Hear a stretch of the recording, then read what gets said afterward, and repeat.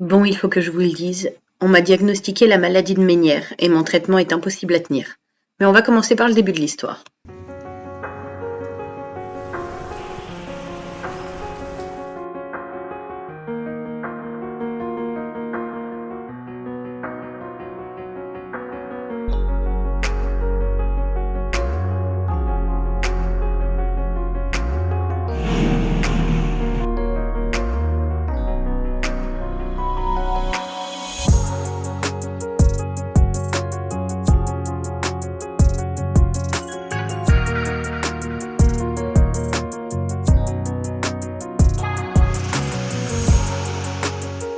C'est la première vidéo où je fais un script avant, parce que j'avais besoin de mettre au clair mes idées, d'organiser un petit peu tout ça pour vous l'expliquer.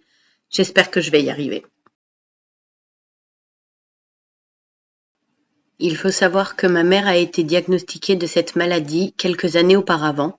Elle m'avait déjà énuméré ses symptômes, mais elle en a tellement plus que moi. C'est tellement handicapant pour elle que j'ai fait un déni en me disant que mes symptômes étaient dus à autre chose, forcément, quelque chose d'anodin. Je connaissais vite fait les symptômes. Ma mère a dû arrêter de travailler. Certaines après-midi, elle ne peut même pas bouger de son canapé tellement les crises de stress sont fortes. Elle a un traitement lourd qu'elle prend quotidiennement et ils ont changé son traitement plusieurs fois avant d'en trouver un qui atténuait les symptômes. La maladie de Ménière, qu'est-ce que c'est? Petite parenthèse sur la maladie de Ménière, c'est un trouble de l'oreille interne et de l'audition causé par une accumulation de liquide dans l'oreille interne. Les principaux symptômes incluent vertige, perte auditive, acouphènes et fatigue. Les causes exactes de la maladie sont floues, mais elles seraient liées à un facteur génétique, un stress intense régulier et/ou des problèmes de circulation sanguine. Le stress provoque en fait une contraction des muscles de l'oreille interne, d'où les bourdonnements d'oreilles et les sifflements, et ça perturbe le flux sanguin. Et à cause de périodes prolongées de stress, ça affecte la fonction auditive. Il n'y a pas de réel médicament pour se soigner, mais par contre on a un traitement qui vise à gérer les symptômes ou à retarder l'évolution de certains symptômes. Souvent, il nous est conseillé une thérapie, de la méditation, une rééducation et dans certains cas une intervention chirurgicale. Les symptômes peuvent durer de quelques minutes à plusieurs jours, provoquer une intense fatigue et impacter la qualité de vie. Mais revenons-en à nos moutons. Plantons le décor de mon histoire. Été 2024, plage de Port-Camargue. On se baigne avec les enfants, je leur apprends à faire la planche. Grosse vague, j'ai de l'eau qui m'arrive dans l'oreille, un bouchon s'installe. 2-3 jours après, je trouve ça un peu long à partir. Je fais ce qu'il ne faut absolument pas faire, un petit coup de coton-tige. Ça m'enlève effectivement un peu de bouchon, mais par contre, je pousse le reste plus loin. Après 15 jours, un demi-flacon de bain d'oreille et de spray d'oreille plus tard, le bouchon est toujours là et je n'entends plus de l'oreille gauche. Je prends donc rendez-vous chez un ORL pour la première fois de ma vie. Ce rendez-vous se passe bien. Nous avons un bon contact avec l'ORL, on rigole même un peu. Il me pose des questions, il prend des notes, normal. On enlève le bouchon, il veut regarder que ça n'a pas affecté mon audition, puisque j'ai poussé le bouchon un petit peu près de mon tympan. Et après un test, il note des trucs dans son dossier. Il me fait des tests d'équilibre, il note encore des trucs. Et là, je vois que le ton du rendez-vous change. On s'assoit, il me pose plein de questions complémentaires. Si j'ai déjà eu des vertiges, des nausées, des acouphènes. Effectivement, j'ai ces symptômes depuis quelques mois, peut-être quelques années, mais tellement peu souvent que j'ai toujours mis ça sur le compte de la fatigue passagère, parce que j'ai quand même la gestion d'une famille de 5 personnes, une maison en travaux, l'instruction en famille de 3 niveaux différents et mon travail. Cumulé aux tâches quotidiennes, ça implique un petit peu de fatigue quand même. Là, je vois mon ORL très sérieux, très concentré. Il note encore des informations sur mon dossier et là, ça commence à me stresser. On plaisantait au début, alors je décide de faire une blague. Tellement pas drôle, une blague qui n'en est même pas une en fait. Je lui dis « Et c'est là que vous m'annoncez que j'ai la maladie de Ménière ?» Gros blanc, il arrête d'écrire. Il se tourne vers moi avec une expression qui veut dire « Oh, mais je suis désolé ». Et il hoche la tête. Je n'oublierai absolument jamais cette expression. Je suis restée bouche bée. Ma blague nulle s'est retournée contre moi. À partir de ce jour, je commence un traitement doux homéopathique pour atténuer mes quelques vertiges et acouphènes et surtout pour déstresser. J'ai un flacon tous les dimanches en alternant 2 médicaments différents et un flacon d'urgence pour les crises de stress. Je prends ce traitement en me disant que de toute façon l'ORL s'est trompée sur mes symptômes puisque le jour du rendez-vous, j'étais fatiguée, donc comme j'étais pas au top de ma forme, pour le diagnostic, c'est une erreur. Mais il y a quand même au fond de moi une petite voix qui me dit « Tu le savais, et depuis longtemps, vu tes symptômes. » Et puis, je prends rendez-vous pour l'IRM des méas auditifs qui m'a prescrit. Et je me dis que tant que j'ai pas cette IRM, rien n'est confirmé. Je fais 1 semaine, voire 15 jours, totalement au radar. Je m'occupe de la maison, des enfants, du travail, en mode automatique. Mais par contre, lorsque je suis toute seule, et je me sens vidée, je sais plus quoi faire de ces informations récentes. Ça tourne en boucle dans ma tête. Puis je reprends un peu du poil de la bête, mais un peu en mode déni quand même. Je vais bien, ça veut dire que j'ai rien, il s'est trompé. J'en plaisante en parlant aux copines. Eh bien, comme ça, je pourrais mourir aveugle et sourde, tant pis. Oui, parce que ma myopie ne fait que diminuer alors qu'on m'a dit qu'elle allait se stabiliser. J'ai bientôt 40 ans, toujours pas stable. Bon. Je travaille, je trie la maison parce que j'adore, ça me permet de faire le vide dans ma tête. Je range, je nettoie comme jamais. Dites-vous, j'ai pris la brosse à dents pour faire les joints de carrelage de la salle de bain et nous avons carrelé la salle de bain sur les 4 murs et sur le sol. Je fais absolument tous les joints à la brosse à dents parce que j'ai besoin de trier ces infos dans ma tête. Et si j'enlève des tâches quotidiennes à faire, que d'habitude je ne fais pas, je lave pas quotidiennement mes joints de carrelage, mais je sais pas, j'ai l'impression que si ma maison est propre, je dirais mieux et que j'y verrai plus clair. Je gère les allers-retours collège, lycée, etc. puisqu'on ne fait plus d'instruction en famille depuis l'année dernière si vous avez suivi. Les devoirs, les réunions parents-profs, les réunions pour les PAP, etc., etc. Et puis, je me rends compte qu'en fait, je suis épuisée très rapidement parce que j'en ai un peu trop fait sans doute. Ma tête tourne, je me sens nauséeuse plusieurs heures d'affilée. Et puis, je percute. Je me souviens de cette fois où j'avais le tournis pendant des heures à attendre assise que ça passe et je comprenais pas du tout pourquoi, parce que j'avais mangé le matin. Je me souviens de ce malaise où j'avais la tête qui tournait, mes oreilles se sont mis à bourdonner et je me suis évanouie. Quand je me suis réveillée, j'entendais ma respiration et des pulsations dans mes oreilles. On m'a dit que c'était un malaise vagal dû au surmenage. Et puis pendant les vacances des années en arrière, j'ai fait la même et on m'a dit que c'était parce que j'avais trop relâché la pression pendant les vacances, contrairement au surmenage quotidien. Finalement, je me renseigne un peu sur mon traitement. Le premier, c'est censé aider à soulager le stress et l'anxiété, la nervosité, les troubles du sommeil et les maux de tête liés au stress. Sachant que j'ai des migraines 2 fois par semaine, ça expliquerait. Le deuxième, il est prescrit pour soulager le trac, l'anxiété et les tensions nerveuses, les migraines et les maux de tête, et pour améliorer la qualité du sommeil. C'est là que je réalise qu'effectivement, depuis quelque temps, je dors mieux. J'ai pas eu d'insomnie depuis plus d'1 mois. Pire, j'arrive à me coucher avant minuit et à m'endormir avant minuit. Je vois que je me rends compte des situations de stress et cherche des solutions pour les contourner. La petite voix qui me disait que l'ORL avait peut-être raison se fait un peu plus forte, mais encore 1 mois et demi à attendre pour confirmer avant l'IRM. Je reprends un petit peu des séances de yoga, méditation. J'en fais peu, mais je vois bien que ça m'apaise quand même. Cette façon d'observer la nature et de respirer calmement, de se poser des questions, de sentir le soleil sur son visage. Je fais ça librement avec ma Bible du bien-être. Je reprends aussi l'écoute de Petit Bambou, cette application que j'avais installée sur mon téléphone pour faire des respirations lentes et me vider la tête. L'ORL m'avait prescrit plus de stress. Facile à dire, mais dans la vie réelle, c'est autre chose. Avant la rentrée, j'avais entrepris de trier, voire vider la maison de tout ce qui ne sert plus. Après 13 longues années d'instruction, j'ai évidemment une tonne de matériel éducatif, une demi-tonne de livres documentaires, plein de matériel créatif en veux-tu en voilà, des bricolages partout et plein de cahiers. Donc j'ai décidé de garder quelques souvenirs de cahiers et bricolage, et je décide de vendre ou de donner le reste. Je passe bien près de 2 mois à prendre toutes les photos pour Vinted et à donner ce que je pense qui va pas partir sur Vinted à Emmaüs. Les cartons triés s'accumulent dans le couloir, visuellement ça me dérange, mais c'est pas grave, je continue de trier les autres pièces, on ajoute des Legos, on ajoute des vêtements, on ajoute plein de choses que finalement on aime un peu moins, nos goûts ont changé, on veut plus.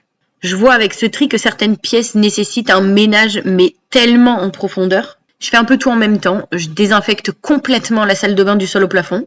Je fais un peu pareil pour les WC du bas, et puis du coup je m'attaque à la cuisine également. En même temps, je m'occupe des fournitures de dernière minute des enfants, des livres, de lecture, des dossiers de PAP pour le collège puis pour le lycée, des dossiers de demande de bourse aussi, l'inscription au sport, le permis, etc., etc.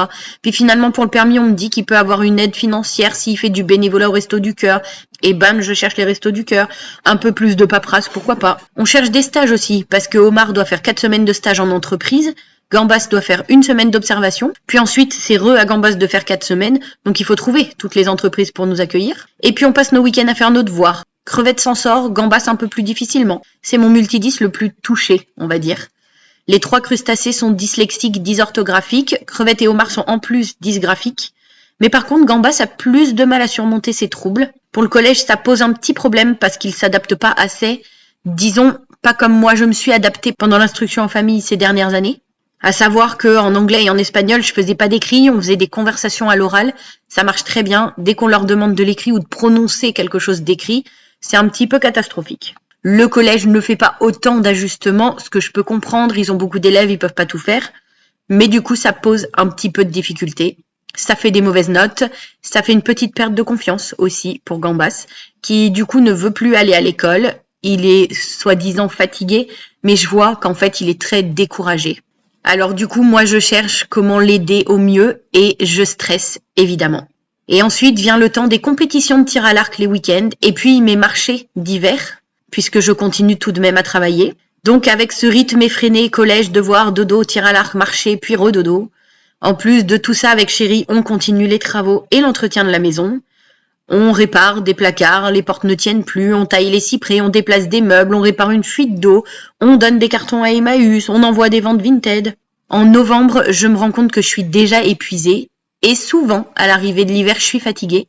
Sauf que là, je me dis que toutes les années, être fatiguée l'hiver, puis être fatiguée au printemps, fatigue que je mets sur le dos des allergies, puis être fatiguée l'été, fatigue que je mets sur le compte de la chaleur, puis être fatiguée à l'automne, fatigue que je mets sur le compte du manque de soleil.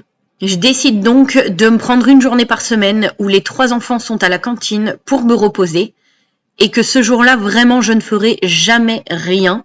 Juste me détendre, me faire un soin du visage, aller faire une balade en plein soleil, aller observer la nature, s'occuper du potager, que des choses pour moi pas si fatigantes. Sauf que, évidemment, quand on a des enfants, c'est assez difficile d'être aussi prévisible. Crevette m'annonce donc qu'il a mal au genou. On prend rendez-vous chez le médecin, puis il doit faire un scanner, et puis, oh, il a la maladie de Osgood-Schlatter, plus de sport pour lui pendant 6 mois. Ce qui veut dire aussi qu'il ne peut plus rater le bus et rentrer à la maison, même s'il n'y a que 10 minutes de marche. Parce que pour rentrer, on a une montée sur à peu près 1 kilomètre et il n'a pas le droit de la faire. Et puis finalement, Gambas fait un malaise en classe, une autre fois il saigne du nez, donc rendez-vous chez le médecin, prise de sang. Il a une glycémie légèrement plus haute que le taux recommandé, mais apparemment on peut rien y faire, puisque pour corriger avec un médicament, il faudrait que ça soit plus haut. Pour qu'il n'ait pas de problème, il faudrait que ça soit plus bas. On ne sait pas quoi faire, on prescrit du repos et une surveillance. Exactement ce qu'il me fallait pour ne surtout pas stresser. Vendredi 29 novembre. Première IRM de toute ma vie. Je croyais en avoir eu une précédemment, mais en fait, visiblement, c'était un scanner, parce que ça ressemblait pas à ça. On doit donc regarder mes méas auditifs. Je vais à ce rendez-vous toute seule, en me disant que ça va être comme le scanner.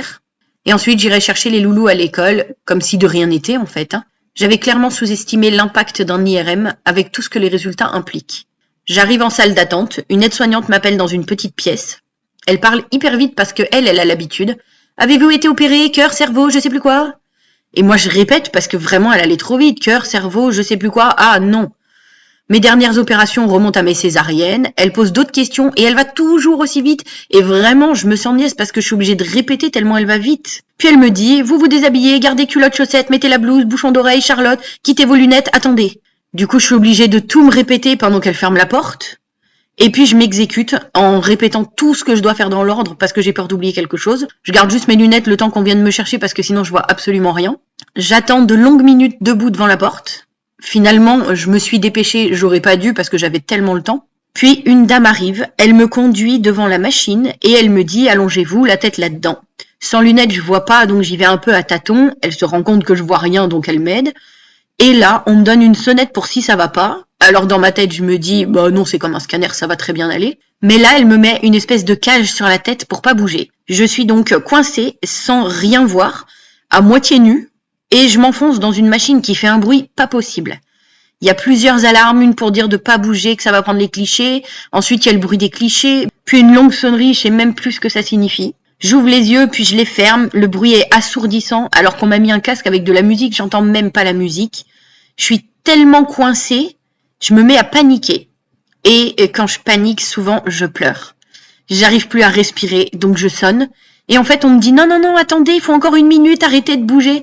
Mais je pleure. Quand on pleure, on bouge. Quelques minutes après, elles viennent me sortir de là en me demandant ce qui se passe. Sauf qu'on m'a laissé quelques minutes, j'ai eu le temps un petit peu de me calmer. Alors j'explique que je savais pas que j'aurais ce truc sur la tête et que ça m'a juste fait paniquer un instant, mais que là ça va mieux. Je suis pas claustrophobe pourtant, mais on me dit que j'en ai encore pour 10 minutes. On me propose d'augmenter le volume de la musique dans mes oreilles et je dois rester les yeux fermés. Donc je sèche mes larmes et on y retourne.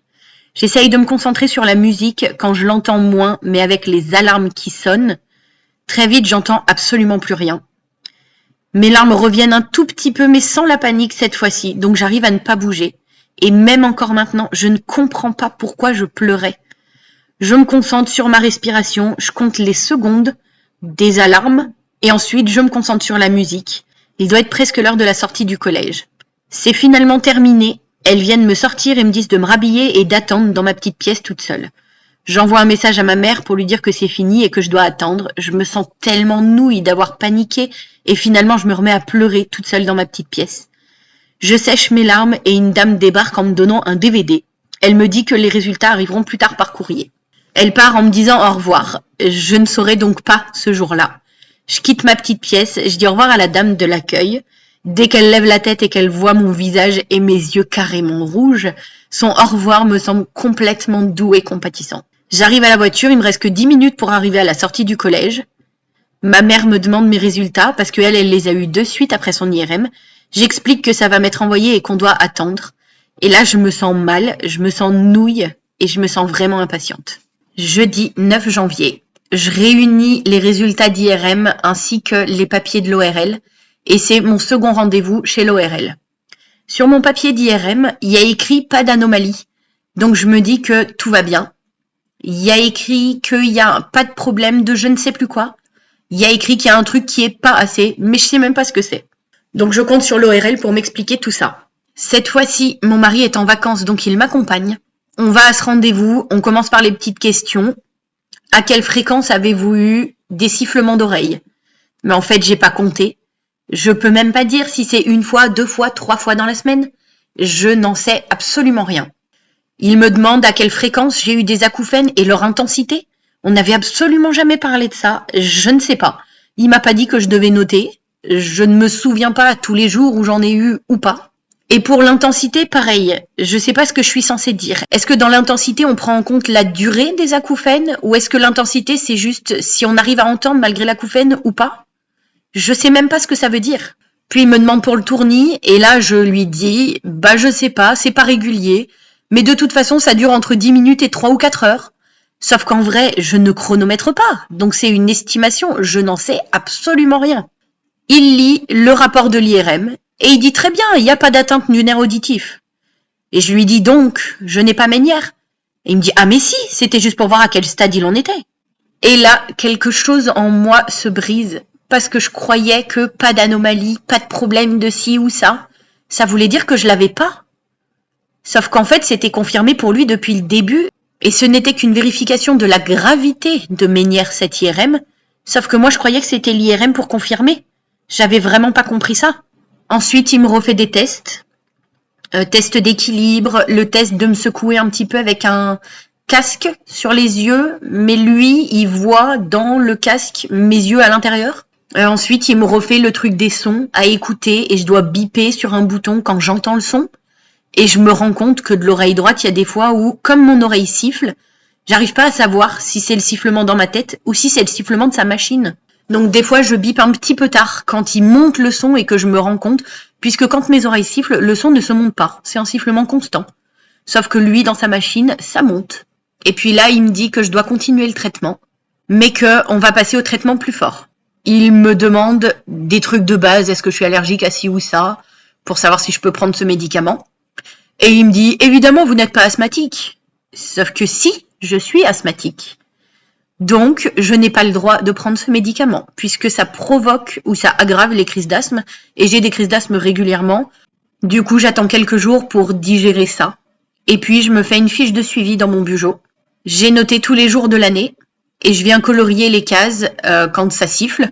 J'écris juste G pour gauche et D pour droite, pour savoir si c'est mon oreille gauche ou droite, parce qu'il m'a demandé si la gauche ou la droite sifflait plus, et j'en ai absolument aucune idée.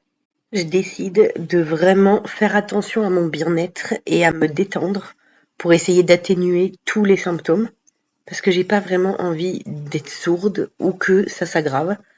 Donc vraiment, je me dis que si je fais attention à mon stress, bah ça ira. Mais comme la vie a décidé de contrarier absolument tous mes projets, on nous offre la possibilité de faire isoler la maison pour 1 € et du coup, ça fait beaucoup de paperasse pour moi, beaucoup de visites de contrôleurs qui viennent vérifier la classe énergétique de la maison, vérifier les travaux possibles, etc. Lire des contrats que je ne comprends pas forcément, savoir combien il nous reste à payer, etc. Parce qu'au début, on m'annonce 1 €, ensuite on me sort une facture à 2000 €. C'est en cours, mais du coup, un petit peu de stress, de paperasserie et autres. Mes fils tombent malades avec le froid, donc janvier, février, pas mal de maladies. Moi aussi, d'ailleurs, je chope un petit peu une grippe qui a l'air d'une grippe et à la fois d'une angine, donc on sait pas bien. Et puis finalement, Gambas tombe malade aussi, et ben on sait pas pourquoi son corps ne le supporte pas. Donc il se réveille la nuit et puis il s'évanouit. Évidemment, je l'amène aux urgences et comme je ne suis pas allée aux urgences depuis 2019, j'avais complètement oublié qu'il fallait prendre rendez-vous avec le 15 d'abord. Une fois arrivée devant les urgences, je me fais engueuler parce que j'ai pas appelé le 15. Donc j'appelle le 15 et je dis au gars que je suis déjà devant les urgences parce qu'on habite à côté de l'hôpital. Donc en fait, c'était vachement plus rapide pour moi d'aller aux urgences que d'attendre. Donc le gars nous inscrit et dit que c'est bon, on peut rentrer. Donc je rappelle, je ressonne pour l'hôpital et on nous laisse finalement rentrer. Et puis la pédiatre me réprimande. On va pas dire qu'elle me gronde, alors on va dire réprimander. Elle me dit que quand on a de la fièvre et qu'on a une énorme grippe, c'est tout à fait normal de s'évanouir. Alors, je sais pas si ça vous est déjà arrivé, mais ça ne m'est absolument jamais arrivé. Même avec 40 de fièvre, je n'ai jamais perdu connaissance. Là, il est quand même tombé, il s'est ouvert le menton, il a perdu connaissance devant nous, quelques secondes seulement, mais c'est quand même assez paniquant. Et au final, il est négatif à la grippe, au Covid, au VRS et tout ça. Donc elle est obligée de chercher la cause. Et ça l'embête parce qu'on est venu à 3 h du matin et qu'ils ont plein de petits patients à gérer. Et je comprends, mais j'ai pas à me faire engueuler parce que je m'inquiète pour mon gamin qui a perdu connaissance. C'est pas quelque chose d'anodin. Finalement, au lieu d'une simple angine, il a une angine avec une infection broncho-pulmonaire, un truc comme ça. Ils lui ont fait une radio des poumons, un examen cardiaque, tout. Ils trouvent des trucs qui vont pas. Ils font une prise de sang, ils trouvent des trucs qui vont pas. Et vraiment, j'ai l'impression que la vie ne veut pas que j'arrête de stresser. Est-ce que c'est mon destin d'être sourde finalement? Parce qu'avec tout ce qui arrive, il y a des choses qui font un stress normal. Pour l'isolation de la maison, la paperasse, c'est juste un stress de est-ce que je vais me faire avoir et qu'on va se retrouver à payer je sais pas combien de milliers d'euros? Est-ce que ça va être bien fait ou est-ce que je vais me faire arnaquer parce qu'il y a énormément d'arnaques? Mais tout ce qui touche à mes enfants, à leur scolarité, à tout ça, je trouve que c'est un stress un petit peu plus intense. Forcément, quand ça touche à l'état de santé, qu'on voit son fils s'évanouir et qu'on ne comprend absolument pas pourquoi, le stress est beaucoup plus fort. J'ai d'ailleurs pris mon flacon spécial crise parce que je me suis mis à avoir les oreilles qui bourdonnent et à y voir tout noir. J'ai failli faire une chute de tension parce qu'il s'est évanoui devant moi et qu'il a fallu que je me dépêche d'aller m'habiller. Je sais pas, je me suis levée trop vite parce que je me suis levée en sursaut, j'ai sauté du lit parce qu'il est tombé. Du coup, bah forcément, trop de stress, trop de mouvements rapides et j'ai dû prendre mon premier flacon d'urgence. Je commençais cette vidéo en vous disant que mon traitement est impossible à tenir et en fait, c'est exactement pour ça que je trouve que c'est impossible à tenir. Parce que je décide de faire des trucs pour m'apaiser, je décide de gérer mon stress, je fais du sport, je mange sainement, je fais mes séances de méditation et bam, il se passe un truc et l'état de santé d'un de mes fils, ça va pas. Ou alors c'est un petit stress de gestion quotidienne, un stress dans la scolarité de mes enfants, un stress de... Il y a tellement de choses. Tout ce stress, je sais pas comment je peux ne jamais stresser. C'est bien gentil de le dire, mais de le mettre en application, c'est vachement plus compliqué. Et je suis pas sûre de pouvoir y arriver. Pas tant que j'aurai des enfants. Et a priori, je les ai jusqu'à la fin de ma vie, donc pas bien le choix. Parce que même quand ils partiront de la maison, je suis pas sûre qu'on arrête de stresser du jour au lendemain. Si vous arrivez à ne jamais stresser, bah je vous en prie, dites-moi comment vous faites.